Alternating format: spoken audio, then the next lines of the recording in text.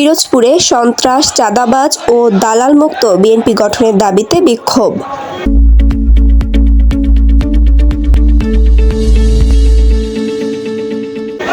পিরোজপুরে সন্ত্রাস, চাঁদাবাজ ও দালালমুক্ত বাংলাদেশ জাতীয়তাবাদী দল বিএনপি গঠনের দাবিতে বিক্ষোভ মিছিল ও পথসভা করেছেন দলটির বিভিন্ন অঙ্গ সংগঠনের নেতাকর্মীরা।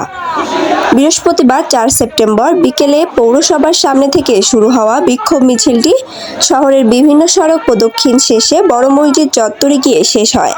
সেখানে এক পথসভা অনুষ্ঠিত হয়।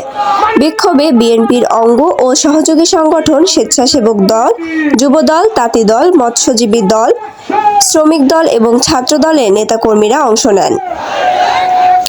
পথসভায় বক্তব্য রাখেন পিরোজপুর সদর উপজেলা বিএনপির সভাপতি পদপ্রার্থী মোহাম্মদ মনিরুল ইসলাম। তিনি বলেন, দীর্ঘ 17 বছর ধরে যারা রাজপথে থেকে দলের জন্য ত্যাগ করেছেন তারাই প্রকৃত নেতৃত্বের দাবিদার, অথচ আজ ত্যাগীদের বাদ দিয়ে অনুপ্রবেশকারী ও বিতর্কিত ব্যক্তিদের প্রাধান্য দেওয়া হচ্ছে। জাতীয়তাবাদী দলের কাণ্ডারি জনাব তারেক রহমান আপনাদেরকে একটি সুন্দর পথ অবলম্বন করিয়েছে, যেটি এর আগে আমাদের কমিটিগুলো হয়তো ঘরে বসে নাম লিখে, কিন্তু উনি চিন্তা করছেন আমাদের দলকে আরো শক্তিশালী করতে হবে, গণতন্ত্রের শক্তিশালী করতে হবে। তাই আপনাদেরকেই সেই শক্তি আপনাদের হাতে তুলে দিয়েছেন। আপনাদের ভোটের মাধ্যমে আগামী দিনের নেতা নির্বাচন করার সুযোগ দিয়েছেন। একটি চক্র আওয়ামী লীগের দালালদের পুনর্বাসন করছে, যা তৃণমূল পর্যায়ে ক্ষোভের সৃষ্টি করছে। দলীয় ঐক্য ও শৃঙ্খলা রক্ষায় ত্যাগীদের মূল্যায়ন এবং স্বচ্ছ প্রক্রিয়ায় নেতৃত্ব নির্বাচন জরুরি।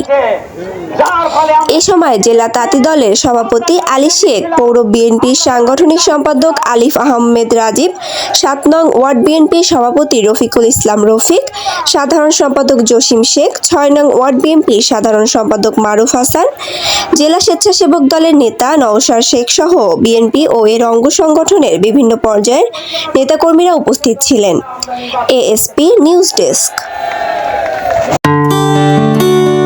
এএসপি নিউজের সাথে থাকার জন্য ধন্যবাদ। সাবস্ক্রাইব করে সাথে থাকুন।